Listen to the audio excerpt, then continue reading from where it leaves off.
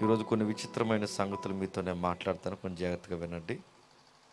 మీ కోనసీమలో ముఖ్యంగా ఒక దుర్బోధ తిరుగుతుంది. ఈసారి కోనసీమ ఎప్పుడొచ్చినా ఈ టాపిక్స్ ఎక్కువ మాట్లాడాలని నేను ఫిక్స్ అయ్యాను మెంటల్గా. ఆ దుర్బోధలో ఒక దుర్బోధ ఏంటంటే, యేసుప్రభు వారట యెహోవా దేవుని కన్నా కొంచెం తక్కువ దేవుడు అంట. ఇది దుర్బోధ, నేను సీరియస్గా చెప్తున్నా. యేసుక్రీస్తు వారట తండ్రి అయిన దేవుడు అంతటి వాడు కాడంట, కొంచెం చిన్నోడంట. ఇలాంటి దుర్బోధ ఒకటి ఉంది. ఏ క్రీస్తుని గూర్చి అయితే ఈరోజు ఇక్కడ కూర్చున్నామో, ఏ క్రీస్తునైతే మనం ఆరాధిస్తున్నామో, ఆ క్రీస్తు మీద మనకు అవగాహన లేకపోతే, ఆయన దైవత్వం మీద మనకు అవగాహన లేకపోతే రక్షణ కోల్పోతాం. కొంచెం ఏ విషయాల్లో అయినా నీకు అనుమానం ఉండొచ్చేమో కానీ, యేసుక్రీస్తు దైవత్వం విషయంలో నీకు సంపూర్ణమైన అవగాహన లేకపోతే చాలా దెబ్బతింటాం. అందుకే ఇలాంటి వారు పుట్టుకొస్తారనే బైబిల్ చాలా స్పష్టంగా రాసుకొచ్చింది. ఏమని ఒకసారి మత్తయి సువార్త చూడండి. మత్తయి సువార్త మొదటి అధ్యాయం 23వ వచనం చూడండి.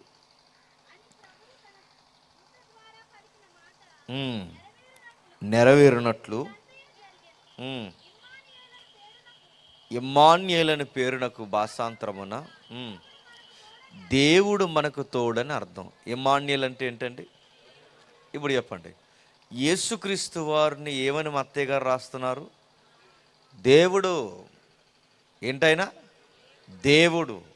మరో వచనం చూడండి. మరో వచనం ఫిలిప్పీలకు రాసిన పత్రిక, అపోస్తుడైన పౌలు ఫిలిప్పీలకు రాసిన పత్రిక 2వ అధ్యాయం 6వ వచనం చూడండి. ఆయన దేవుని స్వరూపం కలిగిన వాడై ఉండి దేవునితో సమానముగా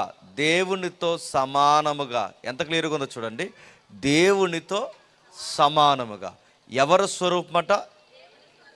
ఎవరితో సమానమంట? దేవునితో సమానంగా ఉన్నవాడిని ఏమంటారట? నోరు రావట్లేదు, చెప్పండి. దేవుని స్వరూపం కలిగి దేవునితో సమానంగా ఉన్నవాడిని ఏమంటారు? దేవుడు అంటారు. 100% యెహోవా దేవుడు అన్నది ఎంత వాస్తవమో 100% దేవుడు కూడా, ప్రభు అయిన యేసుక్రీస్తు వారు కూడా దేవుడు అన్నది కూడా అంతే వాస్తవం. ఇంకా మనకు స్ట్రైక్ అవ్వాలి అంటే ఇదే మత్తయి సువార్త ఒకసారి రండి. మత్తయి సువార్త 2వ అధ్యాయం 5వ వచనం చదవండి. ఏలయనగా యోదయ దేశపు బెత్లెహేమా, నువ్వు యోధా ప్రధానులలో ఎంత మాత్రము అల్పమైన దానివి కావు.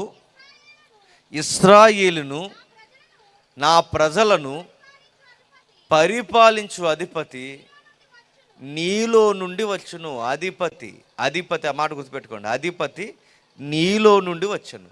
మత్తయి గారు రాస్తున్నారు ఏమనంటే, ఇప్పుడు ఏదో ఇది కొత్తగా జరుగుతున్న సంగతి కాదు. చాలా జాగ్రత్తగా వినాలి. నేను కొంచెం డీప్గా మాట్లాడతాను. ఎందుకంటే కోనసీమలో నాకు తెలుసు దుర్బోధ ఒకటి తయారయ్యింది. ఆ దుర్బోధ ఏంటంటే యేసుక్రీస్తు వారికి సెకండ్ కేటగిరీ ఇవ్వడం. నేను మళ్ళీ చెప్తున్నాను, నేను బతుకున్న రోజులు, కోనసీమలో తిరిగిన రోజులు వీళ్ళ సంగతి చూస్తానండి. నేను ఫిక్స్ అయ్యాను. ఎందుకంటే యేసుక్రీస్తు యొక్క దైవత్వాన్ని, యేసుక్రీస్తు వారి దైవత్వాన్ని తక్కువ చేస్తే ఇంతకన్నా దుర్బోధ లేదు. ఎందుకంటే మన నిత్యత్వాన్ని కోల్పోవాలంటే ఆయన గురించి మనకు తెలియకపోతే నిత్యత్వం పోతుంది. మనకు రక్షణ కోల్పోవాలంటే ఆయన గురించి అవగాహన లేకపోతే రక్షణ పోతుంది. నువ్వు నమ్మిన మెస్సయ్య ఎలాంటి వాడు నీకు తెలియకపోతే చాలా ప్రమాదంలో ఉన్నావు. అందుకే దీని గురించి నేను మాట్లాడాలని ఫిక్స్ అయ్యాను. సరే, అయితే ఇక్కడ రాస్తున్న సంగతి చూడండి. మత్తయి అంటున్నాడు, ఇప్పుడు ఏ రోజు దగ్గర జరుగుతున్న ఈ రాజు యొక్క కార్యక్రమం అంటే ఈ ఇమ్మాన్యేలు సంగతి కొత్తగా జరుగుతున్నది ఏం కాదు. ఆల్రెడీ ఈ విషయాన్ని మీకా చెప్పాడు అన్నాడు. ఎవరు? మీకాకి మత్తయికి సుమారు 500 సంవత్సరాలు, సుమారు 500 సంవత్సరాల దూరం ఉంది. ఎన్ని సంవత్సరాలు? 500 సంవత్సరాలు. అంటే ఈ మత్తయి చెబుతున్న ఈ దృశ్యకరం అంటే ఇప్పుడు ఈయన్ని ఇలా శరీరంగా బాలయేసుడిగా మనం చూస్తున్నాం, కానీ ఇలా ఈయన భూమి మీదకి ఇప్పుడు కొత్తగా వచ్చింది కాదు. పూర్వకాలంలో చాలాసార్లు వచ్చాడని మీకా చెప్పాడన్న ఆ వచనాన్ని ఎవరు జ్ఞాపకం చేస్తున్నారు? మత్తయి జ్ఞాపకం చేస్తున్నాడు.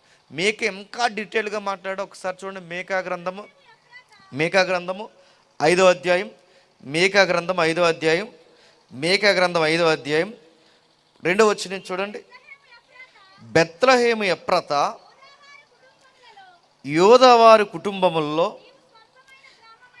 ఎఫ్రాత అంటే ఏదో కంగారు అయిపోకండి. ఎఫ్రాత అంటే బెత్లెహేములు 2 ఉన్నాయి. ఎఫ్రాత బెత్లెహేము వేరు, జనరల్ బెత్లెహేము వేరు. అందుకే అడ్రస్ కోసం మాట్లాడుతున్నాడు. సరే, నా కొరకు ఇశ్రాయేలులను ఏలబోవాడు నీలో నుండి వచ్చును, పురాతన కాలము మొదలుకొని శాశ్వత కాలము ఆయన ప్రత్యక్షమగుచుండు. ఎంత ఇంటిచ్చాడు చూడండి. ఇప్పుడు కన్యక గర్భమందు పుట్టింది కొత్త సంగతి ఏం కాదు. ఇప్పుడు ఫస్ట్ టైం కొత్తగా భూమి మీదకి ఏమి రాలేదు. భూమి మీదకి ఈ కార్యక్రమానికి ముందు చాలాసార్లు ఆయన వచ్చి వెళ్ళాడు అంటున్నాడు. ఎవరు? మీకా. ఈ విషయాన్ని డిక్లేర్ చేస్తున్నది ఎవరు? మత్తయ్య. ఈ విషయాన్ని ఇంకా కన్ఫర్మ్ చేసి స్టాంప్ వేస్తున్నది ఎవరు? పరిశుద్ధాత్మ దేవుడు. మాటలు అర్థమవుతుంది. అంటే ఆయన దైవత్వాన్ని గురించి మాట్లాడుతుంది. దేవునితో సమానుడు అంటే దేవుడే, దేవుని స్వరూపం అంటే దేవుడే. ఇంకా బాగా అర్థం కావాలంటే ఇమ్మాన్యుయేల్ అంటేనే దేవుడు. మళ్ళీ ఇందులో డొంక తిరిగిడే వ్యవహారం ఏముంది? ఆయన దేవుడే. పురాతన కాలం మొదలుకొని చాలాసార్లు ప్రత్యక్షమయ్యాడట. దీని పార్ట్ 1 ఇది ఈ ప్రసాద్ గారి క్రిస్మస్లో మాట్లాడని, ఇది పార్ట్ 2 అనమాట. ఇంకా ఏముందంటే ఒకసారి ఆదికాండం రండి. ఆదికాండము 16వ అధ్యాయం, ఆదికాండము 16వ అధ్యాయం ఒక సందర్భం జరుగుతుంది చూడండి. ఆదికాండం 16వ అధ్యాయం 6వ వచనం చూడండి. అందుకు అబ్రహాము, ఇదిగో నీ దాసి నీ చేతిలో ఉన్నది, నీ మనస్సుకు వచ్చినట్లు దాన్ని చేయమని సారాతో చెప్పును. ఆగుదాం. మీకా ఏమన్నాడు? ఒక ఇంటి ఇచ్చాడు. మీకా ఒక రహస్యాన్ని బట్టబయలు చేశాడు. మీకా గారు ఒక రహస్యాన్ని తెచ్చి అలా పెట్టాడు. ఒక వచనంగా ఏమన్నాడంటే, మన కొరకు ఏలబోవాడు ఒకరోజు శాశ్వతంగా సశరీరంగా ఎల్లలోనికి బెత్లెహేములో రికార్డెడ్గా రాబోతున్నాడు. అయితే బెత్లెహేములో శరీరంగా రికార్డెడ్గా రాబోతున్న ఈ శరీరంగా రికార్డెడ్గా రావడానికి ముందు పురాతన కాలంలో చాలాసార్లు వచ్చి వెళ్ళాడు అన్నాడు. అంటే ఇప్పుడు ఈ మాట అన్నాడంటే బెత్లెహేములో యేసు ప్రభు కన్యక గర్భం అన్న పుట్టక ముందే పురాతనమైన కాలంలో వచ్చాడని మత్తయ్య, మీకా సువార్తికులు అందరూ చెబుతున్నారా లేదా? చెబుతున్నారు. ఎందుకండి సీరియస్గా మీరు ఇంత విషయాన్ని నొక్కుతున్నారంటే, యేసుక్రీస్తు వారిని దైవత్వాన్ని తక్కువ చేయడం అనేది క్రిస్టియానిటీకి చాలా ప్రమాదం. ఇలాంటి వారు ఎవరైతే ఉన్నారో వీళ్ళ గురించి నేను చాలా ఫైట్ చేస్తున్నాను. గతించిన కాలంలో ఒక దుర్బోధ విషయంలో డిబేట్ చేసాం, మీకు తెలుసో లేదో. ఎదుటోడు ఎంతటి వాడైనా, నేను మళ్ళీ చెప్తాను, అది దుర్బోధ అయితే ఎదురు నిలబడతాం. ఈ కోనసీమ అంతా కలిసి నిలబడినా యేసుప్రభు వారికి సెకండ్ కేటగిరీ ఇస్తే వీళ్ళందరికీ వ్యతిరేకంగా నేను నిలబడతాను. మళ్ళీ చెప్తున్నాను, నేను ఫైట్ చేయడానికి పుట్టానన్న ఫీలింగ్ నాకు అర్థమవుతుంది. ఎందుకంటే దుర్బోధలు మన కళ్ళ ముందు జరగకూడదు. మనం చచ్చిపోయి జరిగినా పర్లేదు, వీళ్ళందరూ ఎవరో ఒకరితో మాట్లాడుకుని మనం చంపేసినా పర్లేదు. మొత్తం మీద మనం బతుకుండగా కానీ ఈ దుర్బోధల విషయంలో మాట్లాడాలి. ముఖ్యంగా దైవత్వం విషయంలో ఇవి రక్షణ సిద్ధాంతాలు అంటారు వీటిని. ఈ రక్షణ సిద్ధాంతాల విషయంలో మనం మాట్లాడుతున్నాం. ఏమని మాట్లాడుతున్నామో చాలామంది దిగజారుల మాటలు మాట్లాడతారు. యేసుక్రీస్తు ఒక ప్రాఫిట్ అంటారు. ఇలాంటి వాళ్ళు ఏమంటారంటే యేసుక్రీస్తు ఒక ప్రాఫిట్ అంటారు. ప్రాఫిట్ అంటే ప్రవక్త అని చెబుతారు. అంటే ప్రవక్తేనా? యేసుక్రీస్తు ఒక మీడియేటర్ అంటారు. మీడియేటరేనా? యేసుక్రీస్తు వారు రకరకాల విషయాలు అంతేనా? అంతకు మించి ఆయన గురించి చాలా విషయాలు ఉన్నాయి. ఏం జరిగింది ఇక్కడ సందర్భం కనబడుతుంది. మోసే గారు ఒక రికార్డ్ రాశాడు. ఏమని రాశాడు? అబ్రహాం అనే ఒక ఆయన మనకు తెలుసు కదా, అందరికీ జనకుడు ఆయన, అంటే విశ్వాస వీరులకు పితరుడైన ఆయన గారి భార్య మనకు తెలుసు. ఎవరు? తల్లి శారమ్మ. శారమ్మ గారి సంసారంలో గొడవలు వచ్చాయి మనకు తెలుసుగా. దేవుడు బిడ్డల్ని ఇస్తానన్నాడు. నీకు బిడ్డల్ని ఇస్తానయ్యా అని దేవుడు అంటే, ఈ బిడ్డల్ని ఇస్తానన్న సమయానికి ఆలస్యం అయిపోయింది. 16 సంవత్సరాలు అయింది, 25 ఏళ్ళు అయింది. 16 సంవత్సరాలు అయింది, 25 ఏళ్ళు అయింది. ఇంకా బిడ్డలు పుట్టరు. డౌట్ వచ్చింది శారమ్మకి. ఇవ్వడానికి ఆయన రెడీగా ఉన్నాడు, కనడానికి నువ్వు రెడీగా ఉన్నావు. లోపం నీలో లేదు, ఇవ్వడానిలో ఆయనలో లేదు. లోపం నాలో ఉందని నాకు అర్థమైంది.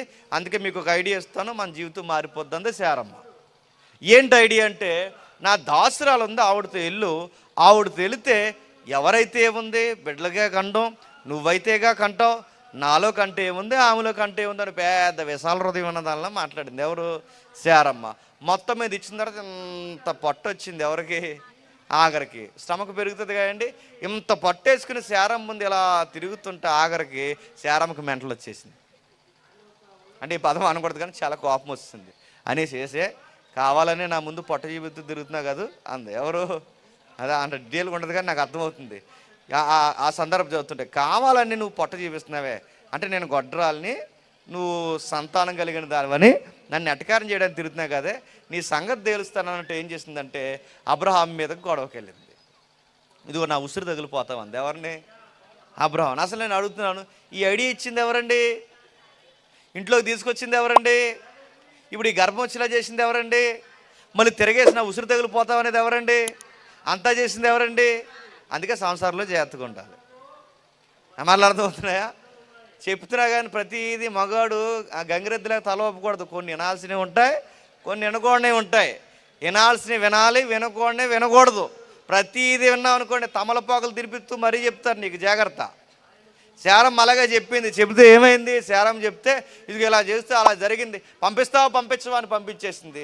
ఆ అన్యాయంగా అక్కడి నుంచి గంటేస్తే ఆమె అక్కడి నుండి పారిపోయిందట. 6వ వచనంలో యెహోవా దూత అరణ్యములో నీటి బొగ్గ యొద్ద అనగా సూర్య మార్గంలో బొగ్గ యొద్ద ఆమెను కనుగొని ఏం జరుగుతుంది? బయటికి పంపించేశాడు. బయటికి పంపించేస్తే ఏడుస్తుంది. ఎంత ఏడవాలో అంత ఏడుస్తుంది. ఎందుకంటే అటు శారమ్మకి ఇటు తనకి మధ్యలో నలిగిపోయింది ఎవరు? ఆగరు నలిగిపోయింది. ఈ ఆగరు ఎప్పుడైతే నలిగిపోయిందో బయటకు వచ్చిన తర్వాత బయటకు వచ్చి మాట్లాడుతుంది. ఆమె చూస్తున్నప్పుడు యెహోవా దూత 7వ వచనంలో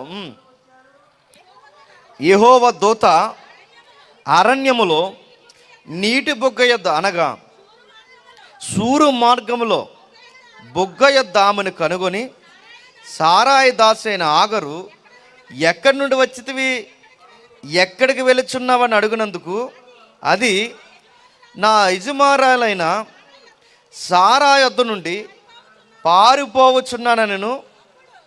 అప్పుడు యెహోవా దూత నీ యజమాని యొద్ద నుండి తిరిగి వెళ్ళి ఆమె చేతి కింద అణిగి ఉండమని దానితో చెప్పాను. మరియు యెహోవా దూత నీ సంతానమును నిత్యముగా విస్తరింపజేసింది. ఎవరు మాట్లాడుతున్నారండి? ఇందాక నుంచి అవుతుంది. ఎవరు మాట్లాడుతున్నారు? దూత మాట్లాడుతుంది. ఏమని మాట్లాడుతుంది? నువ్వేం టెన్షన్ అవ్వకు, అదిగో ఆ నీటి బొగ్గ దగ్గరికి వెళ్ళన్నారు. ఎక్కడికి? నీటి బొగ్గ. ఈ నీటి బొగ్గ దగ్గరే చరిత్ర చెప్తున్నాను వినండి. మన సహోదరులు చాలామంది సహోదరులు ఆ గల్ఫ్ ఏరియాలో ఉంటారు. ఆ గల్ఫ్ ఏరియాకి దగ్గరగా మక్కా ఉంటుంది. మక్కా మీరు అడగండి, వీళ్ళు ఎవరైనా ఉంటే అడగండి, నేను సీరియస్గా చెప్తున్నాను, చరిత్ర అబద్ధమేం కాదు. వాళ్ళని అడగండి. ఆ మక్కా దగ్గర ఒక నీటి బొగ్గు ఉంటుంది, దాన్ని జంజం వాటర్ అంటారు. జంజం నీరు అంటారు. ఆ జంజం వాటరే ఇదిగా ఇక్కడ రాసేది చూస్తే నీటి బొగ్గ. ఆ దూత ఇచ్చిన నీటి బొగ్గ అదే. దాని pH వాల్యూ 9 pH ఉంటుంది. అంటే అతి పరిశుద్ధమైన నీటిలో అదొక నీరు. నిజంగా ఈ దూత ఇచ్చిన నీరు ఈ రోజుకి పారుతుంది. ఆ నీరు తాగితేనండి 120 సంవత్సరాలు బతుకుతారండి. మనిషికి తిండిలో ఉండదు బలం, ఎందులో ఉంటుంది చెప్పనా? తాగే మంచి నీరు మంచిది అవ్వాలి. అందుకే ఆడికి ఆ ఊరి నీరు పట్టాదండి అంటారు. ఎందుకు అనుకున్నారు? నీరు బాగుంటే అన్నీ బాగుంటాయి. హార్ట్ స్ట్రోకులు రావు, కిడ్నీ ఫెయిల్యూర్స్ ఉండవు. అందుకే నీళ్లు మంచివి తాగాలి. అలానే ఆర్వో వాటర్ తెచ్చుకుంటారు కదా, 2 రూపాయల డబ్బా, 10 రూపాయల డబ్బా, అది మంచిదే, ఇంకా త్వరగా పోతారు. మంచిది ఏదైనా ఉందంటే సహజంగా వచ్చే నూతులో నీళ్లు, సహజంగా పారే నీళ్లు, కదిలే నీటిలో pH వాల్యూ ఉంటుంది. pH అంటే మీరు ఇలా నీళ్ళు పెట్టినప్పుడు ఇలా బుడగలు వస్తాయి చూసారు, చిన్న చిన్న బుడగలు. ఆ చిన్న బుడగలనే వాల్యూతో కొలుస్తారనమాట. అది ఎన్ని బుడగలతో చిన్న నీటి కణాలతో ఉంటే అంత మంచిది. ఎందుకంటే నీరు అనేది రక్తంలో కలుస్తుంది. రక్తం అనేది పలచబడితే హార్ట్కి స్ట్రోక్ రాదు. అందుకే మంచినీళ్ళు తాగాలి. ప్రపంచంలో 5 ప్లేసులు ఉన్నాయి. అందులో నెంబర్ 1 ప్లేస్ ఏంటంటే జంజం వాటర్. ఆ వాటర్ ఎక్కడుంది? ఎక్కడ చరిత్రలో మీకు కనబడదు, బైబిల్ చరిత్రలో కనబడుతుంది. బైబిల్ అంతా వాస్తవమైనది, బైబిల్ అంత ఖచ్చితమైనది. మళ్ళీ మీకు అలాంటి వాటర్ కావాలంటే బ్రేక్ తర్వాత అడగండి, నేను చెప్తాను. ఎందుకంటే లైవ్లో చెప్తే వ్యాపారం చేస్తున్నానంట. అందుకే ఆ బ్రేక్ తర్వాత అడగండి, నేను చెప్తాను. సరే, ఈ జరుగుతున్న విషయం ఏంటంటే ఇక్కడ రాస్తున్న విషయం చూడండి. ఆ నీటి బొగ్గ దగ్గరికి వెళ్ళు, ఆ నీటి బొగ్గ దగ్గరికి వెళ్ళి నువ్వు ఆ నీళ్ళు తాగు. అక్కడే మసీదు కట్టారు, అక్కడే మక్కా కట్టారు. ఆ మక్కా దగ్గరే పూజలు అందుకుంటారు. ఇప్పుడు ఆ నీళ్లు ఇలాంటి సహోదరులు ఎవరైనా వెళ్తే బాటిల్ తెచ్చుకుంటారు, అక్కడి నుంచి ఆ నీళ్ళు తెచ్చుకుంటారు. ఎందుకు? మక్కా మదీనాలో ఆ రోజు దూత ఇచ్చిన ఆ నీటి బుగ్గ ఉంది. అంటే ఇంతకీ దూత ఎవరు? ఇక్కడ బాగా వినండి, జమ్ వాటర్ ఇచ్చే ఈ దూత ఎవరు? మత్తిపోయే విషయం ఉంది. అంటే ఇప్పటికీ మక్కా మదీనాలో పారుతున్న ఆ నీటి బుగ్గ పుట్టించింది ఎవరో తెలుసా? ఎవరో కిందకి చెప్తున్నాడు చూడండి. నేను కాదు, నువ్వు కాదు, ఆ నీరు తాగిన మొట్టమొదటి నీరు తాగిన ఆగరమ్మ చెబుతుంది. ఎవరో చెప్తున్నారు చూడండి. కిందకి చదువుదాం 10వ వచనంలో. మరియు యెహోవా దూత నీ సంతానము నిశ్చయముగా విస్తరింపచేసేదను, అది లెక్కింప వీలు లేనంత విస్తారముగా. మరియు యెహోవా దూత ఇదిగో యెహోవా నీ మొరని వినెను, నీవు గర్భవతివై ఉన్నావు, నీవు కుమారుని కని అతనికి ఇష్మాయేలు అని పేరు పెట్టదువు. అతడు గాడిద వంటి మనుషుడు, అతని చెయ్యి అందరికీ విరోధంగుండు. ఎవడట అది? అందరు ఎలాగంటే ఆడు ఎలాగంటాడట, అందరు ఎలాగంటే అందుకే ఊరికి వ్యతిరేకం అని అంటారు చూసారా, ఈ బ్యాచ్ అన్నమాట. వీళ్ళందరూ ఏం చేస్తున్నారు చూడండి, అంత వ్యతిరేకం. ఎలా చెయ్యడితే అందరికి ఎలా చేయాలంటే ఎలా పోల్చి చెప్పిన అడవిగాడిదే అంటాడు అన్నాడు. అంతే. అంటే ఒక పద్ధతి, ఒక నైతికత, ఒక గౌరవం. ఇంక అందరూ ఏమనుకున్న అనవసరం, ఆడు చెప్పిందే జరగాలి. అంటే నీచ సంస్కృతి ఎవరిదంటే వీడిది. ఇలాంటి దరిద్రపు సంస్కృతి. అందుకే అతని నుంచి వచ్చిన వాళ్ళు అందరూ అలాగే వ్యతిరేకంగానే ఉంటారండి. అంత వ్యతిరేకమైన స్వభావం. ఇంకా కిందికి మాట్లాడతారు చూడండి, కిందికి మాట్లాడతారా 14వ వచనం. అందుచేత ఆ నీటి బుగ్గకు బేయేరు బెహలోయి అని పేరు పెట్టెను. అది కాదేశం. తర్వాత ఆగరు అబ్రహామునకు ఏడట ఆ లోయ పేరెట్ట, ఇదిగో పలానా లోయ పేరెట్టింది. ఆ 13వ వచనంలో అది చూచుచున్న దేవుడవు నీవే అని తనతో మాట్లాడిన యెహోవాకు పేరు పెట్టిన యాలి అనగా నన్ను చూసిన వాడు నేను ఎక్కడనే చూసిదని కదని అనుకోండి. ఏమనబడుతుందండి? అది ఏంటండి? చర్చ అండి. అది ఎంతసేపు ఉంటుంది? అయిపోద్దా? సరే. ఈ రాయబడుతున్న విషయం చూడండి. రాయబడుతున్న విషయం, అది చూచుచున్న దేవుడవు నీవే అంటే దూతకేమని పేరెడుతుందండి? చెప్పాలి. దూతకేమని పేరెడుతుంది? ఇప్పటివరకు ఎవరు మాట్లాడదు? ఆ నీటి బుగ్గ ఉంది, అక్కడ నీళ్ళు తాగు. ఇంకేముంది? ఇదిగో ఆ నీటి బుగ్గలో నీళ్లు తాగు, నీ సంతానాన్ని విస్తరింపజేస్తాను, నిన్ను స్థిరపరుస్తానని మాట్లాడుతుంటే ఈ మాట్లాడుతున్న దూతతో ఆగరేమంది? చూచుచున్న దేవుడవు నీవే. బాగా వినండి, ఇది దూత అంటే దూత కాదా? కాదు. మరి దూతకేమని పేరెట్టింది? చూచుచున్న దేవుడవు. బాగా వినాలి. యేసుక్రీస్తు వారు పురాతన కాలం మొదలుకొని శాశ్వత కాలం వరకు ప్రత్యక్షమవుతూ వచ్చాడు. అలా ప్రత్యక్షమైన దాంట్లో ఒకటి ఆగరకు ప్రత్యక్షమయ్యాడు. ఆగరకు ప్రత్యక్షమైనప్పుడు ఎలా ప్రత్యక్షమయ్యాడు? యెహోవా దూతగా ప్రత్యక్షమైతే అప్పుడు ఆగరేమంటుంది? నువ్వు దూతవు కాదు, నన్ను చూసుచున్న దేవుడవు నీవే. అదిరిపోయే విషయం ఏంటి చెప్పనా? మక్కా మదీనాలో నీటి పొగ్గిచ్చింది ఎవరో తెలుసా? నజరేయుడైన యేసుడు. గుర్తుపెట్టుకోండి. మక్కా మదీనాలో ఈ రోజుకి నీళ్ళు వస్తాయంటే ఆ నీటినిచ్చిన, ఆ ఓటనిచ్చింది ఎవరో తెలుసా? ప్రభు అయిన యేసుక్రీస్తు వారు. ఆయన గురించి రాయబడిన మాట అది. ఆ తర్వాత మరొక నీటి బుగ్గ పుడుతుంది. అక్కడ ఇస్మాయిల్ వచ్చిన, అంటే ఈ ఇస్మాయిల్ ఇద్దరు నీటి బుగ్గలు కనుక మనం మాట్లాడుతున్న సందర్భం. అంటే ఆ రోజు ఇచ్చింది ఎవరు? ఆ దూత అంటే నజరేయుడైన యేసుడు. దూత అంటే దూత కాదు. ఈ దూతకి మరో పేరుంది. నిర్గమాకాండం చూడండి ఒకసారి. నిర్గమాకాండం 23వ అధ్యాయం. నిర్గమాకాండం 23వ అధ్యాయం 20 వచనం నుండి. నిర్గమాకాండం 23వ అధ్యాయం 20 వచనం నుండి.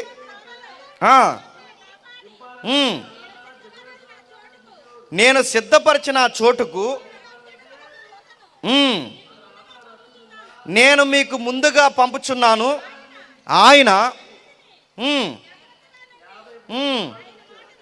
ఆయన మాట వినవలను, ఆయనకు కోపము రేపవద్దు, మీ అతిక్రమాలు ఆయన పరిహరింపడు, నా నామము ఆయనకుంది. ఇప్పుడు బాగా వినాలి. నా ముందు ఒక దూతను పంపుతానన్నాడు. ఎవరి ముందు? ఇశ్రాయేలు ముందు. ఇప్పుడు బాగా వినండి. 20 లక్షల మంది ఇశ్రాయేలు నడిపించాడంటే మోసే ఒక్కడి వల్ల అవుతుందా? లింగుమని 4 కుటుంబాన్ని చూడలేకపోతున్నాం మనం. 2 పిల్లలు పుట్టారంటే తలపానం త్రాక్కొస్తుంది అంటున్నారు. అందుకే గవర్నమెంట్ రూల్ పెట్టింది, 3 వద్దు, 2 ముద్దు, 2 వద్దు, 1 ముద్దు. ఇంకొన్ని రోజులు పోయాక ఇంకా జనాభా చైనాని దాటేసిందిగా, ఇంకో సామెత వస్తుంది, ఆ ఒక్కడు కూడా వద్దు, నీకు నువ్వు నాకు నేను ముద్దు అంటారు. అలా అయిపోయింది జనాభా. అరే 3 పోషించడానికి ఎంత ఇబ్బంది అయితే, 4 పోషించడానికి ఎంత ఇబ్బంది అయితే, ఒక ఉమ్మడి కుటుంబంలో ఒక యజమానికి ఉండడం ఎంత కష్టమైతే, 20 లక్షల మందికి మార్నింగ్ టిఫిన్ పెట్టాలంటే ఎంత కష్టం చెప్పండి. 20 లక్షల మందికి మధ్యాహ్నం లంచ్ అరేంజ్ చేయాలంటే, డిన్నర్ అరేంజ్ చేయాలంటే, నీళ్ళు అరేంజ్ చేయాలంటే ఎంత కష్టం. లెక్కలేసింది బైబిల్ పండితులు లెక్కలేశారు. సుమారు ఒక మినీ గూడ్స్ ట్రైన్, అంటే ఒక మినీ గూడ్స్ వెళ్ళాలంట టిఫిన్ చేయాలంటే. మధ్యాహ్నం లంచ్ అంటే బాగా వినండి, ఇప్పుడు ఈ క్రిస్మస్ చేస్తున్నారు మధ్యాహ్నంకి, ఈ మధ్యాహ్నం భోజనాలు ఎప్పుడు వండుతారో తెలుసా? తెల్లవారుజాము నుంచి మొదలెడతారు. లింగమని 500 మందికి భోజనాలు పెట్టడానికి తెల్లవారుజామున భోజనాలు మొదలెడితే 20 లక్షల మందికి వండాలంటే ఒక మోసే అనే మనిషి వల్ల అవుతుందా? ఒక సామాన్యుడమైన వ్యక్తి వల్ల అవుతుందా? యెహోషువ ఉంటే సరిపోద్దా? నాయకులు ఉంటే సరిపోతుందా? కాదు, ఇంకా ఎవరో ఉన్నారు. ఎవరున్నాడు? దేవుడే దూతగా నడుస్తున్నాడు. ఆ దూత ఎవరో కాదు, ఆయనకి యెహోవా అనే నామం ఉంది. అంటే యెహోవా వేరు, యెహోవా నామం అనే ఇంకొక వ్యక్తి వేరు. అంటే యెహోవా నామం కలిగిన ఇంకొక యెహోవా ఎవరు? మేకా చెప్పిన ఆయనే నజరుడైన యేసుడు. గుర్తుపెట్టుకోండి, ఆయన దేవుని స్వరూపం, దేవునితో సమానుడు. అందుకే ఆగరు చాలా స్పష్టంగా అంది. ఏమందో తెలుసా? ఆగరు స్పష్టంగా ఏమనంటే, నేను చూచుచున్న దేవుణ్ణి చూశాను, నేను చూచుచున్న దేవుడిని చూశాను, నా మొర వినే దేవుడిని చూశాను, నేను చూచుచున్న దేవుడిని. చాలామంది ఏమన్నారంటే వివరణిస్తే, ఆఖరికి ఏం తెలుసండి ఐగుప్తి అమ్మాయి అన్నారు. ఏంటట? ఆఖరికి ఏం తెలుసు ఐగుప్తి అమ్మాయి అంటే, ఇక్కడ ఆగరొక్కరే కాదు అయ్యా అంట. బాగా వినాలి, ఇక్కడ ఆగరొక్కరే కాదు అన్నదే. మరి ఆగర యొక్క స్టేట్మెంట్ని డిక్లేర్ చేసింది, కన్ఫామ్ చేసింది ఎవరో తెలుసా? ఆ గ్రంథాన్ని రాసిన వ్యక్తి ఎవరు? మోసే గారు. అందుకే ఎంత స్పష్టంగా రాశాడు చూడండి, ఒకసారి చదవండి మళ్ళీ. అదే ఆదికాండం 16వ అధ్యాయం, అదే ఆదికాండం 16వ అధ్యాయం 13వ వచనం చూడండి. అది చూచుచున్న అది అని ఎవరు అంటున్నారండి? ఆమెని, ఆగర్ని అది అని సంబోధిస్తున్నది ఎవరు? ఆగర్ని అది. చాలామంది గౌరవం లేకుండా మాట్లాడిందండి బైబిల్ అనకండి. కాదు, దాసురాలని గుర్తించడానికి కొన్నిసార్లు బైబిల్ వాడిన పదం అది. శారమ్మకు వాడిన పదం వేరు. ఇక్కడ అది అన్నాడంటే ఆమె ఒక దాసురాలు లేదా ఒక పనిగత్తి అనడానికి ఆ వర్డ్ అనేది, లేదా ఆమె యొక్క కేటగిరీని చెప్పడానికి అది అని వాడింది. ఇప్పుడు అది అని చెప్తున్నది ఎవరు ఇక్కడ? మోసే. ఏమని చెప్తున్నాడు చూడండి, అది చూచుచున్న దేవుడవు నీవే అని పేరు తనతో మాట్లాడిన యెహోవాకు పెట్టాను. ఇప్పుడు బాగానండి, అది చూచుచున్న దేవుడవు నీవే అని ఆ పేరు యెహోవాకు పెట్టినని, ఈమె ఆమెకి ఆ దూతకి యెహోవాని పేరు పెట్టిందని ఎవరు చెప్తున్నారు ఇక్కడ? మోసే చెప్తున్నాడు. ఏమని చెప్తాడు చూడండి, ఆమె పెట్టిన పేరు కరెక్టే, ఆమె చూచువాణ్ణి నేను ఇక్కడ చూచిదని కదా అని ఆమె అనుకోనేను. చూసారా? ఆమె పేరు పెట్టింది వాస్తవమే, ఆమె పేరు పెట్టబడిన దూత వాస్తవమే. ఇవన్నీ వాస్తవాలైన సర్టిఫికేట్ ఇస్తుంది ఎవరు? మోసే ఇస్తున్నాడు. అంటే ఇక్కడ దూత అంటే ఎవరు చెప్పండి? నజరుడైన యేసుడు. యేసుకున్నకు మరొక పేరే యెహోవా. చాలామంది అనుకుంటారు యెహోవా అంటే ఏంటి? యెహోవా అంటే మూలం ఎలా ఉంది? అయాం అని ఉంది. అయాం అంటే ఉన్నాను, నేను ఉన్నాను. అందుకే 2 సార్లు ఉంటుంది పొదలో మాట్లాడుతున్నప్పుడు, అయాం అని ఉంటుంది.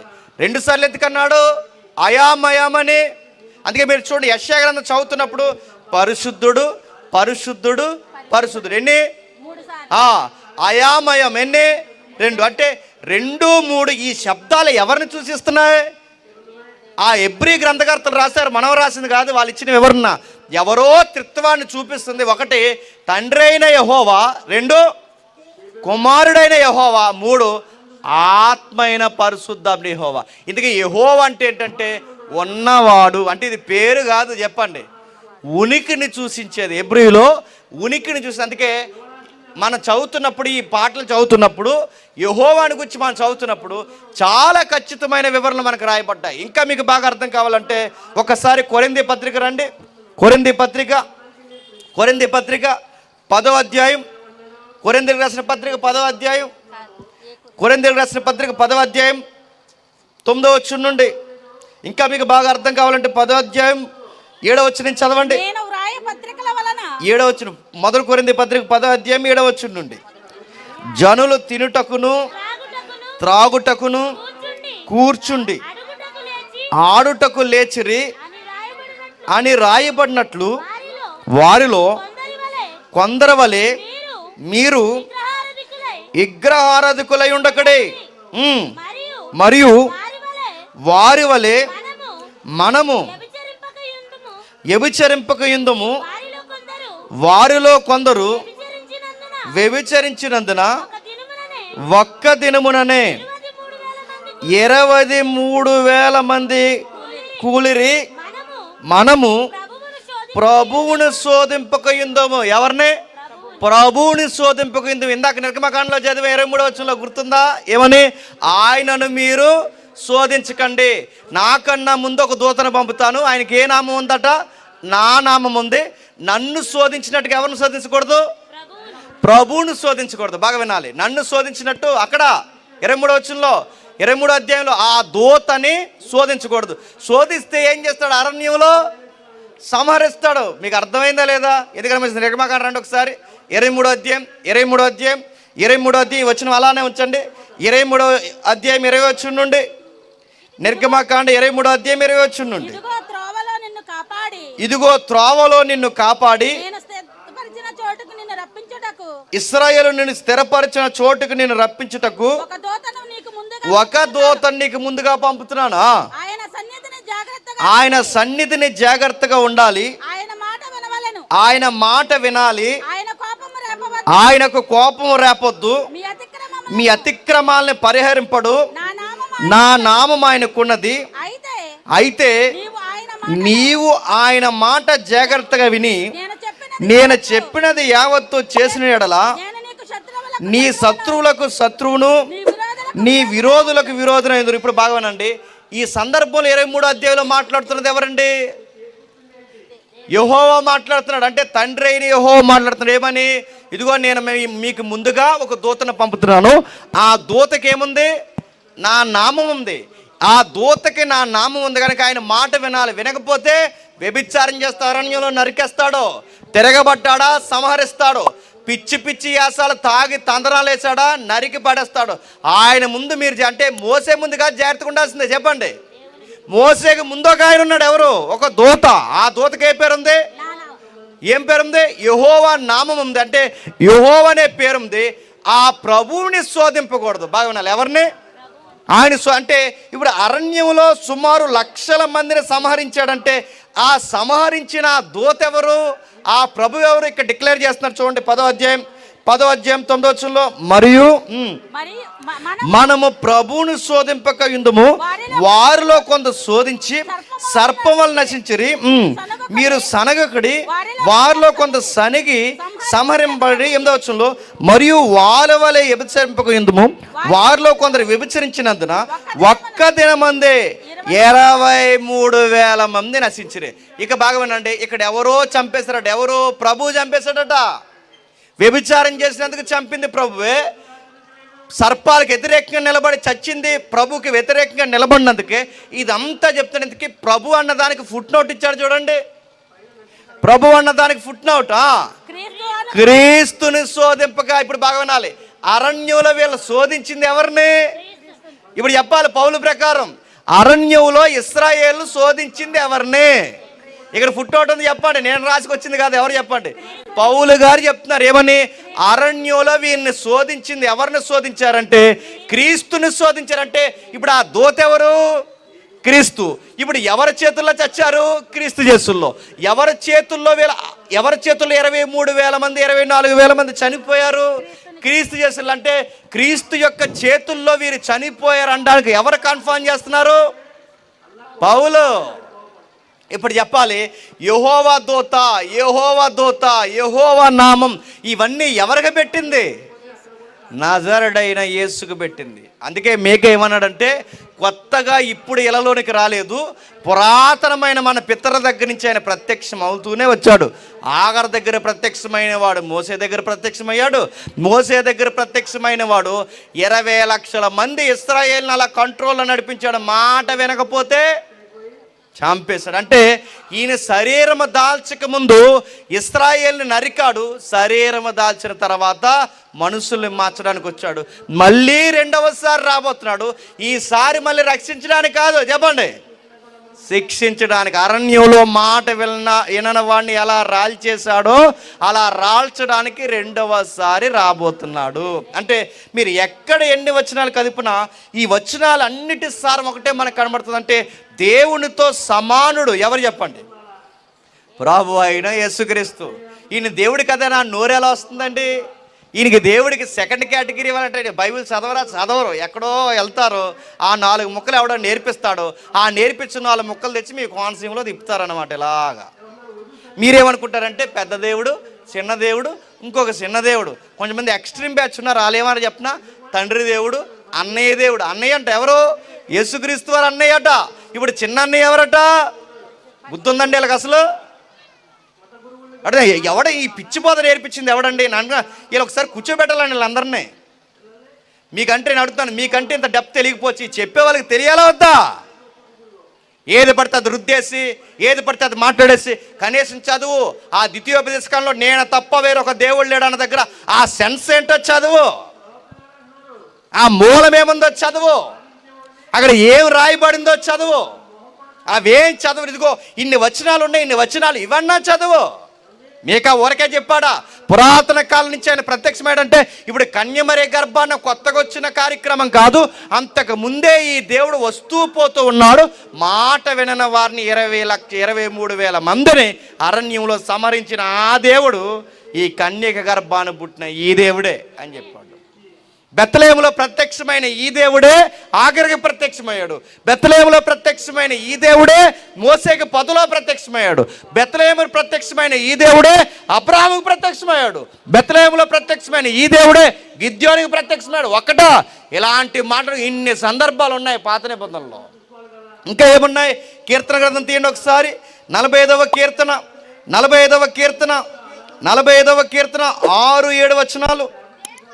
దేవా, నీ సింహాసనము నిరంతరము ఉండును, నీ రాజదండము న్యాయార్థమైన దండము, నీవు నీతిని ప్రేమించి భక్తిహీనతను దేశించుచున్నావు. దేవుడు నీ దేవుడే చెలికాండ్ల కంటే ఎచ్చగున్నట్లు. ఇక్కడ ఎంతమంది కనబడుతున్నారండి? ఏ పెన్ ఉంటే ఆ పెన్తో అండర్లైన్ చేయండి. ఏమని కనబడుతుంది చూడండి అక్కడ. కావున దేవుడు నీ దేవుడే. ఏడట? దేవుడు చెప్పండి, నీ దేవుడే నీ చెలికాండ్ల కంట ఎచ్చుగా చేయను. 6వ వచనంలో దేవా అన్నాడు. ఏంటట? దేవా అంటే రాస్తున్న రచయిత ఒకరిని దేవా అంటున్నాడు. ఆ రచయిత మళ్ళీ ఏమంటున్నాడు? దేవా, నీ దేవుడు. దేవా, నిన్ను ఇంకా హెచ్చిస్తారంటే ఈ దేవా ఎవరు? ఈ దేవుడు ఎవరు?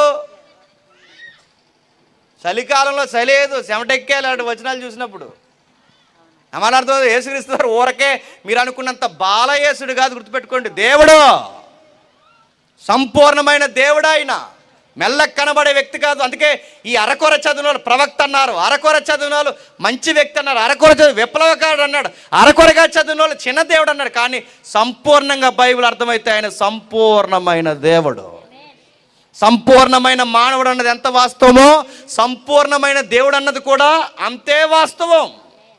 ఆయన సంపూర్ణమైన దేవుడు కాకపోతే మనకు రక్షణ లేదు, ఆయన సంపూర్ణమైన మానవుడు కాకపోయినా రక్షణ లేదు. అంటే రెండింటినీ బ్యాలెన్స్ చేయాలి. అందుకే ఒకటి ఫైనట్ ఇన్ఫైనట్ అంటారు. అంటే ఒక పరిమితం లేని శక్తితో పరిమితుడైన మానవుడు. ఫైనట్ ఇన్ఫైనట్ గణిత శాస్త్రంలో ఉంటుంది, చదవండి. ఫైనట్ ఇన్ఫైనట్ అంటే అనంతమైన వాడు, అంతంత మాత్రం ఉన్న మానవుడు అంటే అనంతుడైన దేవుడిని మనం చేరుకోవాలి అంటే అంత మాత్రం ఉండే మానవుడు వల్ల ఎప్పటికీ కాదు. అనంతుడైన దేవుడు మనం చేరుకోవాలంటే అనంతుడైన దేవుని పక్షాన్ని వచ్చి ఇంకొక దేవుడు ఉండాలి. అనంతం అంటే అంతంత మాత్రం ఉండే మనుషుల పక్షాన అంటే పరిమితమైన మానవుడు పక్షాన మానవుడికి రిప్రజెంట్గా ఉండే ఒక మానవుడు ఉండాలంటే ఇటేపు మానవుడిగా ఉండాలి, అటేపు చెప్పండి సంపూర్ణమైన దేవుడికి ఉండాలి. అటు దేవుడు మానవుడికి ఉన్నవాడు ఇలాలో చరిత్రలో ఎవడున్నాడు చెప్పండి? యేసు ప్రభు తప్ప, నజరేయుడైన యేసుడు తప్ప. అంటే మనుషులకు మనిషిగాను దేవుడికి దేవుడుగాను. ఎందుకంటే అటువైపు దేవుడు చేయబట్టుకోవాలి, ఇటువైపు పాపులైన మనుషులు చేయబెట్టుకోవాలి. రెండు చేతులు కలపాలంటే మధ్యలో ఉన్నవాడికి రెండు లక్షణాలు ఉండాలి. మధ్యలో చక్కబెట్టేవాడి గరిగమ్మ అనుకోండి, ఈడేం చక్కబెడతాడు? మనకి కొన్ని గొడవలు వస్తాయి తెలుసా? ఇప్పుడు మనకు చక్కబెట్టే మీడియేటర్ ఎవడైతే ఉన్నాడో ఆ పెద్ద మనిషికి ముందు క్యారెక్టర్ ఉండాలి. ఈడికే తెరం లేక ఇంకొకరి ఇంట్లోకి దూరితే ఈడి మన సంసారాన్ని చక్కబెడతాడు.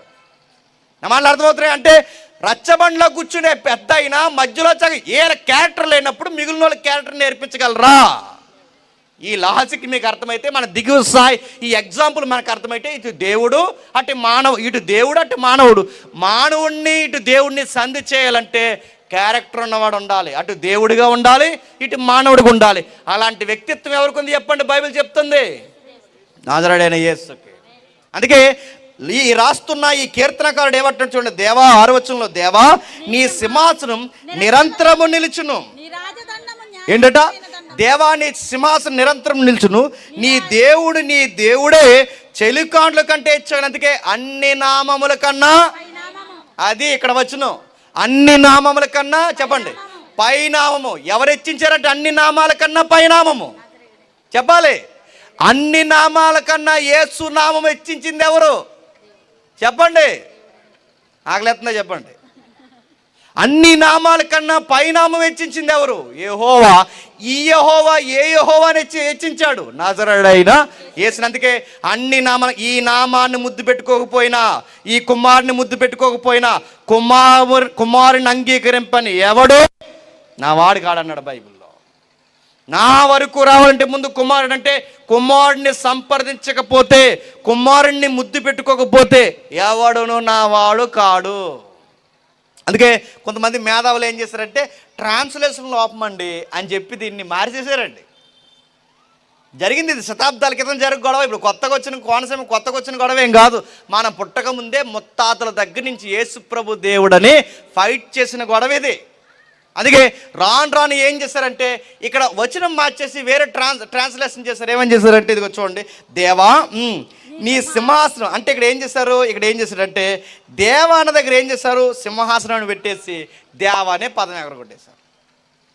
ఎగరగొట్టి ఏమని రాశారంటే ఇక్కడ దేవుడు నీ దేవుడు అందు చూసారా, దేవుడు నీ దేవుడు అందు చూసారా. ఈ దేవుడు నీ దేవుడు అన్న దగ్గర ఒక దేవుడిని తీసేసి మళ్ళీ ఇంకో సింహాసనాన్ని పెట్టారు. నా వల్ల అర్థమవుతున్నాయి? రెండు దేవుళ్ళు ఉన్నాయిగా, ఒక దేవుడిని తీసేసి ఇంకొక దేవుడు అంటే సింహాసనాన్ని పెట్టి ఇప్పుడు అన్నారు దేవుడు సింహాసనం కంటే హెచ్చించాడు అన్నది. ఇప్పుడు మొత్తానికి ప్రమాదం వచ్చింది. ఏమని చెప్పినా సింహాసనమే. ఇప్పుడు సింహాసనం అంటే సింహాసనం కన్నా గొప్పవాడు ఎవరండి? అంటే అలా తిప్పినా ఎలా తిప్పినా ఎవరు గొప్ప అవుతున్నారు చెప్పండి? యేసుప్రభువే గొప్ప అవుతున్నాడు. అందుకే ట్రాన్స్లేషన్ చేసి మళ్ళీ ఇలా చింపేశారు. ట్రాన్స్లేషన్ చేసి మళ్ళీ ఇలా తూచు అలా తీస్తే మళ్ళీ మార్చేయండి అన్నారు. అందుకే ఎక్కడ కదిపినా యేసు ప్రభు దైవత్వాన్ని ఎవ్వడు తగ్గించలేడు. ఇంకా ఏముంది? ఇంకేముంది చూడండి, ముగించేస్తాను.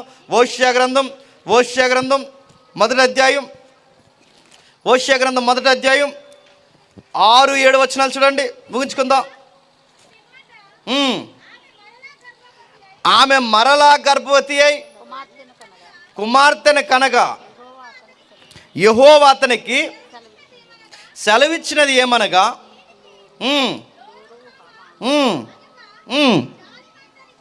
జాలి నొందనిది అని పేరు పెట్టుము. ఇక మీదట ఇశ్రాయేలు వారిని క్షమించను, వారి ఎడల జాలిపడను. అయితే యోధా వారి ఎడల జాలిపడి ఇల్లు, ఖడ్గము, యుద్ధము, గుర్రములు, రౌతులను వాటి చేత కాక తమ దేవుడైన యెహోవా చేతనే వారిని రక్షించను. మీకు ఏమర్థమైందండి చదువుతుంటే? ఇంతకీ మాట్లాడేది ఎవరు? మొదటి వచనం చూడండి. మొదటి వచనం, బెరియా కుమారుడైన ఓష్యాకు ప్రత్యక్షమైన యెహోవా వాక్కు. ఇంతకీ మాట్లాడేది ఎవరు? యెహోవా. యెహోవా ఏమంటున్నాడంటే, బాగా వినండి, యెహోవా ఏమంటున్నాడంటే, తమ దేవుడైన యెహోవా చేతనే వారు రక్షించారు. ఇదేంటి? దేవుడట ఇంకో దేవుడి చేత రక్షిస్తాడని ఎవరు చెప్తున్నాడట? చెప్పాలి. ఓషియా చెప్తున్నాడు ఏమని? ఇదిగో నేను యెహోవా అని ఒక దేవుడు వస్తాడు, ఆ దేవుడు ద్వారా నిన్ను రక్షిస్తానంటే ఈ దేవుడు ఇంకొక దేవుడు ద్వారా రక్షించడం ఏంటి? దాన్నే బైబిల్ ఏమని చెప్పనా, యేసు ప్రభు యొక్క దైవత్వం. అంటే ఆ దేవుడు, చెప్పండి, ఆ దేవుడు మరొక దేవుడిని ఇలలోకి పంపి ఈ దేవుడు ద్వారా, చెప్పండి, ఈ ప్రజలను రక్షించాలనుకున్నాడు. అందుకే మత్తయి సరిగ్గానే కోట్ చేశాడు. ఆయన పేరు ఇమ్మాన్యేలు. ఇమ్మాన్యేలు అంటే దేవుడు మనకి తోడు. అంటే భూమి మీద కన్య గర్భాన్ని పుట్టింది ఎవరన్నమాట? దేవుడే పుట్టాడు. ఓ పాట ఉంటుంది ఇంగ్లీష్లో, మీరు ఇంటికి వెళ్ళిన తర్వాత చదవండి, మేరీ డిడ్ యు నో అని యూట్యూబ్లో కొట్టండి, బాగుంటుంది పాట. ఆ లైన్ ఒక రాసుడు ఇంగ్లీష్ రచయిత ఏమన్నా తెలుసా? మేరీ మేరీ, నువ్వు ముద్దాడుతున్నది ఎవరినో తెలుసా? నువ్వు ముఖానికి ముద్దెడుతున్నావే, నువ్వు సాక్షాత్తు ఎవరికి ముద్దు పెడుతున్నావు తెలుసా? నీ దేవునికే ముద్దు పెడుతున్నావు. ఎవరికి? ఆయన సామాన్యమైన మనిషి అనుకోకు. నువ్వు ముద్దు పెడుతున్నది ఆ బుగ్గలు ఎవరి బుగ్గలు అనుకుంటున్నావు? దేవుని యొక్క ముఖానికే ముద్దు పెడుతున్నావు. ఆ చేతులు ఎవరు అనుకుంటున్నావు? దేవుడు. అందుకే తిమోతికి పత్రిక రాస్తూ ఏమన్నా చూడండి, ముగిద్దాం. తిమోతికి రాసిన మొదటి పత్రిక 3వ అధ్యాయం. తిమోతికి రాసిన మొదటి పత్రిక 3వ అధ్యాయం 16వ వచనం నుండి. 3వ అధ్యాయం 16వ వచనం నుండి. నిరక్షేపముగా దైవభక్తిని గూర్చిన మర్మము, దైవము ఆ దైవానికి సంబంధించిన భక్తి. అంటే ఈ దైవము భక్తి ప్రత్యక్షమైందట. ఎలా ప్రత్యక్షమైంది? ఆయన సశరీరుడుగా ప్రత్యక్షమైన, అంటే దేవుడు. వాడికి బైబిల్ ఏముందో తెలుసా? ఎబ్రిల్ ఏముంటుందో తెలుసా? దేవుడు శరీరముగా ప్రత్యక్షమయ్యాడు. ఈ మాట ఎవరు చెప్తున్నారండి? పౌలు గారు చెప్తున్నారు. ఎవరు చెప్తున్నారు? తిమోతికి చెప్తున్నారు. ఇప్పుడు ఈ రెండు కలిపి ఎవరు చెప్తున్నారు? ఈ క్రిస్మస్ మీకు చెప్తున్నాడు, ఈ కోనసీమ చెప్తున్నాడు. ఏమని చెప్తున్నాడు చెప్పండి? యేసు ప్రభు దేవుడే శరీరముగా మానవుడిగా వచ్చాడు. ఓషియా చెప్పింది అదే, మోసే చెప్పింది అదే, కీర్తనకారుడు చెప్పింది అదే, ఆగర చెప్పింది అదే. ఇంకా ఎవరు చెప్పారు? మీరు ఇంకా ఆశ్చర్యంగా చదవాలంటే ఒకసారి ఆదికాండం రండి. ఆదికాండం 48వ అధ్యాయం. 15-16 వచనాలు. ఆదికాండం 48వ అధ్యాయం 15-16 వచనాలు. అతడు యోసేపుని దీవించి, నా పితరులైన అబ్రహాము, ఇస్సాకును ఎవని ఎదుట నడుచుచుండిరో ఆ దేవుడే. బాగా వినండి, యాకోబు గారు అంటున్నారు ఏమన్నా చూడండి ఎంత బాగా. అతడు యోసేపును దీవించి, నా పితరులైన అబ్రహామును, ఇస్సాకును ఎవడి ఎదుట నడుచుచుండురో ఆ దేవుడే నేను పుట్టినదని మొదలుకొని నేటి వరకు ఎవడు నన్ను పోషించును ఆ దేవుడు, అనగా సమస్తమైన కీడుల నుండి తప్పించిన దూత నీ పిల్లల్ని ఆశీర్వదించిన గాక. దూతే దేవుడు, చెప్పండి, దేవుడే దూత. ఎవరు చెప్తున్నారండి ఇది? ఇంతమంది భక్తులు చెప్పినా మీకు నమ్మకం వస్తుందా? యాకోబు చెప్పాడు, ఆగరు చెప్పింది, మోసే చెప్పాడు, ఓషియా చెప్పాడు, పౌలు చెప్పాడు, తిమోతి చెప్పాడు, మేకా చెప్పాడు, మత్తయి చెప్పాడు. మొత్తం ఈయన అన్నారట, ఈయన చిన్నన్నయ్య అన్నారంట. నేను అడుగుతున్నాను, మీరు దయ్యాల బోధ ఏదో నేర్చుకుని ఉంటారండి వీళ్ళందరూ. యేసుప్రభు వారు సాక్షాత్తు సంపూర్ణమైన దేవుడు. ఈ విషయంలో మళ్ళీ చెప్తున్నాను. ఈ విషయంలో కోనసీమలో ఎవరు కూర్చున్నా, కోనసీమలో ఎవరు వచ్చినా మళ్ళీ చెప్తాను, యేసుప్రభు దైవత్వం విషయంలో దాన్ని నిరూపణ చేయడానికి మేము సిద్ధముగా ఉన్నాం. యేసుప్రభు దైవత్వాన్ని తక్కువ చేయడం మహాపాపం. రక్షణ జీవితాన్ని ఎగరగొట్టడం. దీన్ని పుట్టించింది ఎవడనుకున్నాడు? చరిత్రలో 3వ శతాబ్దంలో ఏరియన్ అన్నవాడు పుట్టించాడు. దాన్నే ఏరియనిజం అంటారు. అక్కడ వచ్చింది. నైష్యా కౌన్సిల్స్ అవుతారు తెలుసుగా. లూథరన్ సంఘాల్లో, మెయిన్ చర్చెస్లో నైష్యా కౌన్సిల్స్ అవుతారుగా. నైష్యా కౌన్సిల్ అంటే మీకు గుర్తురాదు. ప్రమాణాలు, అపోస్తులు ప్రమాణాలు చేస్తారుగా. ఎక్కడదనుకుంటున్నారు అపోస్తుల ప్రమాణాలు అంటే? 3వ శతాబ్దంలో నైష్య కౌన్సిల్. అది ఏమైనా ప్రమాణాలు? మేము తండ్రి అయిన దేవుడిని నమ్ముతున్నాం, కుమారుడైన ఆయన్ని కూడా దేవుడిగా నమ్ముతున్నాం, పరిశుద్ధాత్మను కూడా దేవునిగా నమ్ముతున్నాం. ఈ డిక్లరేషన్ ఎందుకు వచ్చింది చెప్పనా? ఇలాంటి విలువైన బోధకు వ్యతిరేకమైన దరిద్ర బోధ తెచ్చింది ఏరియన్ అన్నవాడు తెచ్చాడు. ఆ ఏరియన్ అన్నవాడితో ఫైట్ చేసింది అథెనేసియా, రెండో అలెగ్జాండ్రియా. వీళ్ళిద్దరూ ఫైట్ చేసి మళ్ళీ ఇలాంటి దుర్మార్గమైన బోధ సంఘాల్లోకి రాకూడదని ఒక చట్టంలో శాసనం చేయించారు. దాన్ని నైష్య ప్రమాణం అంటారు. ఆ ప్రమాణమే ప్రతి ఆదివారం మన లూథరన్ చర్చిల్లో మనం చేస్తాం, కానీ అది మనం తెలదు. ఈ ప్రమాణం కూడా చేసి మళ్ళీ ఎలా తయారయ్యారు కొంతమంది? యేసుప్రభు చిన్నదేవుడు అన్నారు. చిన్నదేవుడు పెద్ద దేవుడు ఉండదు అయ్యా, దేవుడు అంతే. దేవుడు దేవుడు చిన్నదేవుడు పెద్ద దేవుడు అంటే బయట ఉంటాయి. బయట ఆ బయట బాగుంటాయి పదాలు. చిన్నదేవుడు, కోట్లు దేవుళ్ళు, ఆ బయట బాగుంటాయి. బైబిల్లో లేదు. ఒకే దేవుడు. ఆ ఒక్క దేవుడికి బాగా వినండి, ఆ ఒక్క దైవత్వానికి 3 వ్యక్తిత్వాలు ఉన్నాయి. మళ్ళీ డౌట్ వస్తుంది. అంటే ఇప్పుడు ఆయన ఈయన ఆయన ఆత్మ అనక్కడ మళ్ళీ ఇదో గొడవ. దీన్ని మోడలిజం అంటారు. అది కాదు. ఈయన ఆయన కాదు. దైవత్వం ఒక్కటే, వ్యక్తిత్వాలు 3. అలాగా నాకు అర్థం అవ్వట్లేదంటే ఉదాహరణ చెప్తాను ఏమనండి. మనం అందరం ఎవరు? మానవులు కదా. మానవులకి ఏ తత్వం ఉంది? మానవత్వం ఉంది. మానవత్వం అనే దాంట్లో జేమ్స్ వేరు, పాస్టర్ గారు వేరు, గాయకుడు వేరు, సంగీతకారుడు, అంటే అందరు మనుషులమే. వ్యక్తిత్వం విషయం వచ్చేసరికి ఒక్కటే. అంటే మానవత్వం అనేది ఒక్కటే.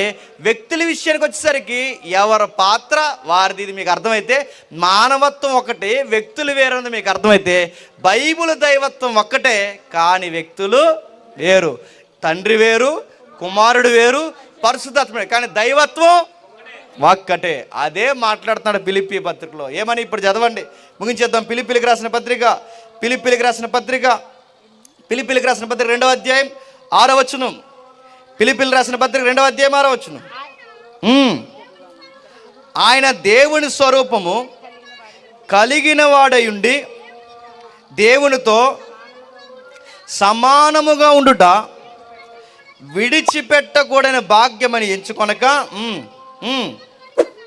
దాసుని పోలికగా పుట్టి, మనుషుల పోలికగా పుట్టి, దాసుని స్వరూపము ధరించుకుని తనను తానే రుక్తినిగా చేసుకున్న. ఎంతకంటే ఈయన దేవుడా అన్నంతగా తనను తాను తగ్గించుకున్నంత రుక్తిని కంటే 0 చేసుకున్నాడు. అంటే పూర్తిగా తన దైవత్వాన్ని పక్కన పెట్టి, తన అధికారాన్ని పక్కన పెట్టి, తన సింహాసనాన్ని పక్కన పెట్టి తనను తాను ఎంత దారుణంగా అంటే దాసుని స్వరూపం, అంటే జనరల్ మనుషుని స్వరూపం కన్నా ఇంకా అధ్వానంగా దిగిపోయాడు. ఎవరి కోసమయ్యే ఇంత దైవత్వాన్ని, ఇంత మహిమాతత్వాన్ని, సింహాసనాన్ని, ఆ నిత్యత్వాన్ని వదిలి ఎవరి కోసమయ్యే ఇలలోనికి పుట్టావంటే ఆయన చెబుతున్నాడు, నీ కోసం, నా కోసం. అంటే దేవుడు నీ కోసం, నా కోసం తన స్వరూపాన్ని మార్చుకున్నాడు. అంటే మానవ ఆకారంలోకి వచ్చాడు. నాకు ఎందుకు ఆశ్చర్యంగా ఉంటుందండి, అంత పెద్ద దైవత్వం మానవ శరీరంలో మరి ఎలా ఇంక ఉందో, ఎలా సంచరించాడో 33.5 సంవత్సరాలు. అది ఒక వింత. ఆ మర్మాన్ని అర్థం కొంచెం విచిత్రంగా ఉంటుంది. ఆ దేవుడు మన దగ్గరికి రావడం ఏంటి, మానవులతో కలిసి భోజనం చేయడం ఏంటి, మానవులు ముద్దాడుతుంటే ఆయన పర్మిషన్ ఇవ్వడం ఏంటి, ఆయన చేయిలు పట్టుకోవడం ఏంటి, స్త్రీ గర్భాన్ని పుట్టి, ఇదంతా వింత. అందుకే ప్రకృతి ఆశ్చర్యపోయింది. దేవుడు మానవుడిగా పుట్టడం ఏంటి, మా గర్భంలో సిలువేయడం ఏంటి, ఆయన సిలువేసినప్పుడు ఆయన చనిపోవడం ఏంటి, దేవుడు చనిపోవడం ఏంటి అని సూర్యుడు ఏమయ్యాడు? ఆ రోజు అదృశ్యుడైపోయాడు. బండ్లు ఏమైనాయి? బద్దలాసిపోయాయి. భూమి ఏమైంది? కంపించింది. నిద్రించిన శరీరాలు లేచాయి. ఇదంతా ఎందుకు జరిగింది? దేవుడు చనిపోవడం ఏంటి? అది వింత. దేవుడు పుట్టడం ఒక వింత, దేవుడు తగ్గించుకొని రావడం ఒక వింత, ఆయన మరణించడం వింత, ఆయన మరణించినప్పుడు మానవులు క్షమించడం వింత. ఈ వింతల ప్రకృతి చూసి ఆశ్చర్యపోయింది. ఈయనంత ఇలా తగ్గించుకున్నాడు కాబట్టి ఈ గొంతులన్నీ ఏమంటున్నాయి తెలుసా? ఈ దేవుడు ఇంత తగ్గించుకున్నాడు కాబట్టి ఈ గొంతులన్నీ ఏమంటున్నాయి అంటే ఆయన దేవుడు అంత కాదులే అంటున్నారు, ఆయన అంత కాదులే, ఆయన కొంచెం తక్కువ అంటున్నారు. కానీ గుర్తుపెట్టండి, మీరు బైబిల్ ఎక్కడైనా చదవండి, వాళ్ళని వారు గౌరవించుకున్నంత మాత్రాన తగ్గిపోయారని కాదు. తండ్రికి ఇవ్వాల్సిన గౌరవం కుమారుడు ఇచ్చేశాడు, కుమారుడికి ఇవ్వాల్సిన గౌరవం తండ్రి ఇచ్చాడు. కుమారుడు ఏమంటాడు తెలుసా? తండ్రిని మహిమపరచకపోతే మీరు కుమారుని మహిమపరచలేనట్టే. తండ్రి ఏమంటాడు తెలుసా? కుమారుని ముద్దు పెట్టుకోనకపోతే మీరెవ్వరు నా దగ్గరికి రావడానికి అర్హత లేదంటాడు. వీళ్ళిద్దరు కలిసి ఏమంటారు తెలుసా? పరిశుద్ధాత్ముడికి ఎవడైనా వ్యతిరేకంగా మాట్లాడితే క్షమాపణ లేదంటాడు. పరిశుద్ధాత్ముడు ఏమంటాడు తెలుసా? తండ్రి ఆజ్ఞని మీరితే దేవుడే పరిశుద్ధాత్మ మిమ్మల్ని వదిలి వెళ్ళిపోతా అన్నాడు. అంటే ఎవరిని తగ్గించుకోవట్లేదు. చూసారా? తగ్గించేది ఎవరు అనుకుంటున్నారు చెప్పండి? మనం. ఆయన పెద్ద అయినా ఈయన చిన్న అయినా తగ్గించి మనం వాళ్ళు ఈక్వల్ అండి, గుర్తుపెట్టుకోండి. అందుకే ఇంగ్లీష్లో అంటారు కో ఈక్వల్ కో ఎటర్నల్ అంటారు. ముగ్గురు సమానము, ముగ్గురు నిత్యులు. వాళ్ళు ఎవరిని తగ్గించకూడదు, ఎవరిని ఎక్కువ చేసి ఒకరికి కేటగిరీ ఇవ్వకూడదు. ముగ్గురు సమానం. అందుకే ఆది అంతం లేనివాడని యెహోవా అని ఎలా అంటామో, క్రొత్త నిబంధనలో ప్రభు కూడా ఏమన్నా తెలుస్తే, నేను కూడా ఆది అంతము లేనివాడిని. ఆది అంత అంటే ఆయన ఎలాగైతే అయాం అన్నాడో నేను కూడా అయాం అన్నాడు. అందుకే ప్రభు అయిన యేసుక్రీస్తు వారు సంపూర్ణమైన మానవుడు, సంపూర్ణమైన దేవుడు. ఆ దైవత్వాన్ని వదులుకొని కన్య గర్భాన్ని ఎందుకు పుట్టాడంటే నిన్ను నన్ను రక్షించడానికి. ఆ రోజు పూర్వం కనబడినప్పుడు ఆగరు బెదిరిపోయింది. పూర్వం కనబడినప్పుడు ఇశ్రాయేలు సంహరింపబడ్డారు. పూర్వం ఆయన ప్రత్యక్షమైనప్పుడు ఆయన నామాన్ని చూసి భయపడిపోయారు. కానీ ఇప్పుడు ప్రత్యక్షమైపోయినప్పుడు ఆయన అంత గంభీరంగా లేడు, తనను తాను రుక్తినిగా చెప్పండి మార్చేసుకున్నాడు. ఇప్పుడు సంహరించడు ఆయన, ఇప్పుడు కొట్టడో తిట్టడో మొదటి రాకల్లో క్షమించాడు, రెండవ రాకల్లో రాబోతున్నాడు. ఇప్పుడు శిక్ష విధించేవాడెవరు? సిలువ వేయబడిన క్రీస్తు. అంటే మళ్ళీ ఫస్ట్ పొజిషన్కి వెళ్ళాడు అన్నమాట, గుర్తుపెట్టుకోండి. అంటే పూర్వం ఎలా ఉండేవాడో మళ్ళీ అదే స్థితికి వెళ్ళాడు. ఇప్పుడు వినకపోతే బాగా వినండి, మొదటి రాకల్లో క్షమించినట్టు క్షమించడం. ఇంకా మళ్ళీ డిసెంబర్లో పుట్టడం, గుర్తుపెట్టుకోండి. ఇక మళ్ళీ పుట్టడం, బాలయేసుడు పాటలు ఇవన్నీ ఉండవు. సరిగ్గా నన్ను అడిగితే రెండవ రాకడ క్రిస్మస్ టైంలో జరిగిపోవాలండి. భక్తులందరూ క్యాండిల్స్ పెట్టుకుని ఇలా వెళ్ళిపోతారు. సరిగ్గా ఆ టైంలోనే, ఎందుకు చెప్పినా ఆ టైంలోనే తెలుస్తారు. ఎందుకంటే ఆ టైంలో నీవు దేవుడిని ఎలా నమ్ముతున్నావు. నీకు ఇంకా బాగా వినండి, క్షమించేది కదండి, త్వరలో శిక్షించడానికే రాబోతున్నాడు. దేవుడు మానవుడికి వచ్చాడన్నది వాస్తవం. దేవుడు సశరీరుడికి ఇళ్ళలోకి వచ్చాడన్నది వాస్తవం. అందుకే ఆ తిమోతికి పత్రిక రాస్తుంటాడు, దేవుడు శరీరంగా వచ్చాడు, మనుషులకు కనబడ్డాడు, దేవదూతను కొనియాడాడు, దేవుని చేత హెచ్చింపడ్డాడు, ఆరోహణుడై తేజోమయుడై మళ్ళీ మన కోసం ఒకరోజు రాబోతున్నాడు. ఇది రక్షకుడు మన కొరకు ఉదయించాడు. దేవుడు ఎమ్మాన్యుయేల్ దేవుడు మనందరికి తోడు. బెత్లెహేమా, నువ్వు స్వల్పమైన దాని అనుకోకు, నువ్వెంత గొప్పదనం అంటే దేవుడే నీ మధ్య పుట్టబోతున్నాడు. ఎంత ధన్యత వచ్చింది బెత్లెహేమా, నువ్వు ధన్యురాలు. ఇప్పుడు చెప్పండి, దేవుడు మన కొరకు వచ్చాడంటే ఎంత ఆశ్చర్యం అండి. దేవుడు మన కొరకు పుట్టంటే ఎంత ఆశ్చర్యం అండి. అంటే తండ్రి అయిన దేవుడిని ఎంత గౌరవిస్తున్నామో కుమారుడైన దేవుని కూడా అంతే గౌరవించాలి. ఆ దేవునికి ఎల్లవేళ మహిమ కలుగును గాక. ఆమేన్.